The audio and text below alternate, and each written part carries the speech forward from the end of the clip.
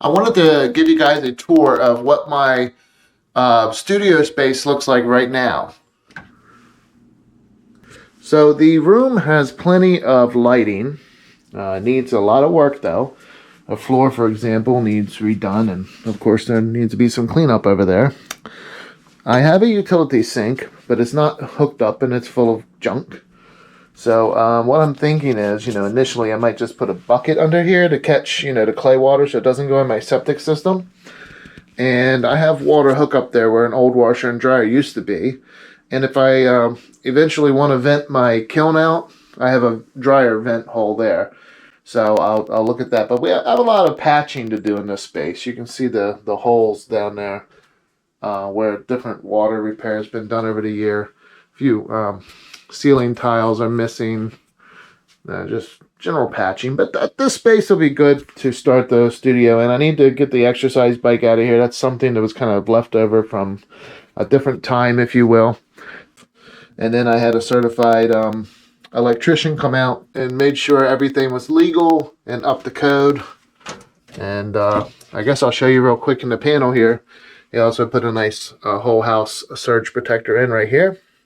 So that was a nice safety feature. And so my space will be nice, usable, up to code, safe. But like I said, the floors definitely could use some help, but it's going to be used for pottery. Let me talk about my kiln for a little bit here. So you can kind of see it takes 240 volts, right?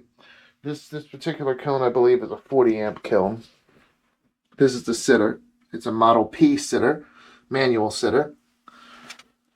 Okay, and I'll kind of show you how that works in a minute. And then you have two controls here, so you can set high, medium, and low for the two coils that are inside the elements.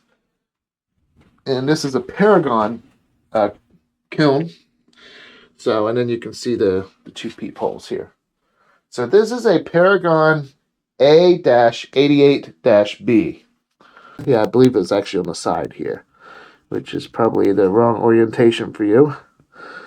But you'll have to take my word for it if you couldn't read it on the label there. But it's pretty nice. The bricks in here, this kiln was $350.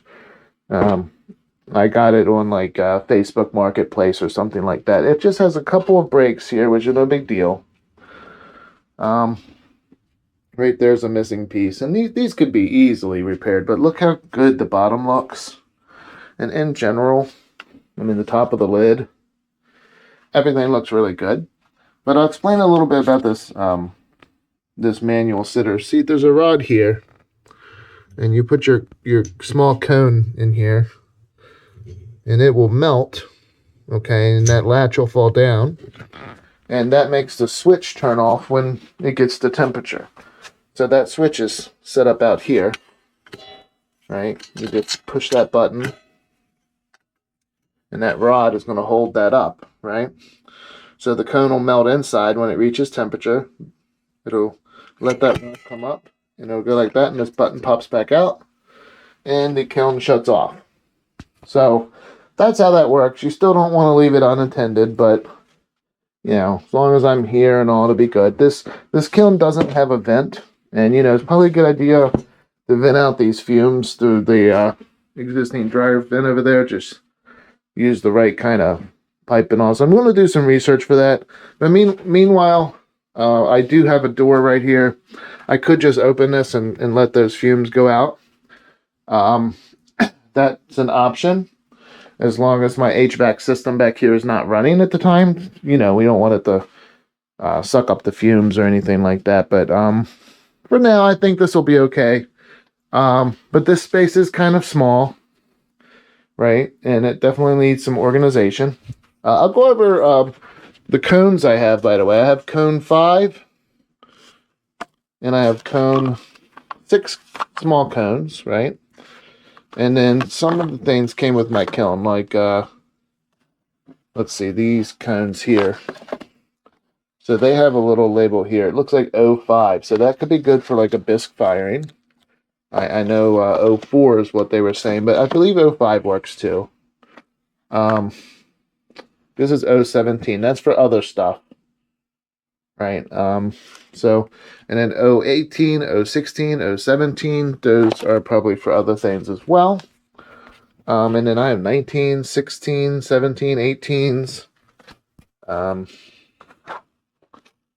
then this one is 019. So those are probably for other special uses. And then I have some 06s here. These are standing cones, so those would be witness cones. But I don't see anything I'm going to really use 06 for at the moment. Now, my cone came with this furniture, see? So there's various pieces in here to support different pieces you're working on. The legs for the shelves are in here. I think this thing is a piece of the peephole. I got a replacement peephole because one of the peepholes was broken. There's a cone. I'm not sure which kind it is. But anyways, there's various pieces. There's some kiln wash. I have back here. Right here. And then I have, this is a kiln coating and repair cement. That came with my kiln as well. I purchased some glazes. This is Sedona Sunset, right? And then the one below it, what that one is. That is key lime, right? So I have a nice green and kind of a red or brown color there. Let's see. Oh, I have a nice container full of tools there. Some sponges back here, a little tray, and there's various tools in there as well. There's something to cut the clay. And then there are 3 different types of clay on the ground. No, that's hard clay. That'll have to go through reclaim, depending upon what type of clay it is, if I can figure out what type it is. That way I know what temperature it fires at. Let's see. So, and then this box also came with the kiln. Show you what's in there. So that is the shelves. I think there's 2 complete shelves in there. Yeah, 2. So that will definitely come in handy. And I'm glad this kiln actually came with that. That wasn't bad for $350. And just real quick, back over. If you look at these elements, they seem to be good where it's exposed here. You can kind of see these elements look pretty good. Doesn't look worn down at all. And the same thing, you can kind of see it through here. Okay. So, yeah, I can't wait to get started. I'm waiting on the wheel to come, and then I'm going to start organizing this space over here. Get rid of all this junk. This used to be a laundry room. That's why it's kind of messy like this. But I will get that cleaned up and get this space built out. I wanted to show you a little bit more potential. There's a room here, and it's embarrassing how messy that room is. But it is about 9 by 12 feet. And then a smaller room here, which is really messy too. And so those 2 spaces could potentially be glazing rooms, or they could be rooms to do work in. So just wanted to also throw that in there and share that with you guys. So yeah, looking forward to getting this all built out. It is going to be a journey for sure. And it's going to take some time to get this up to full operation.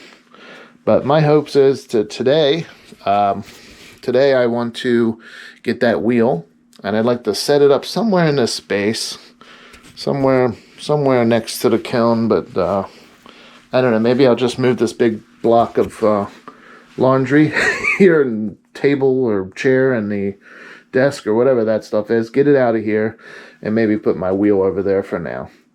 I definitely have power up on the wall, out right there.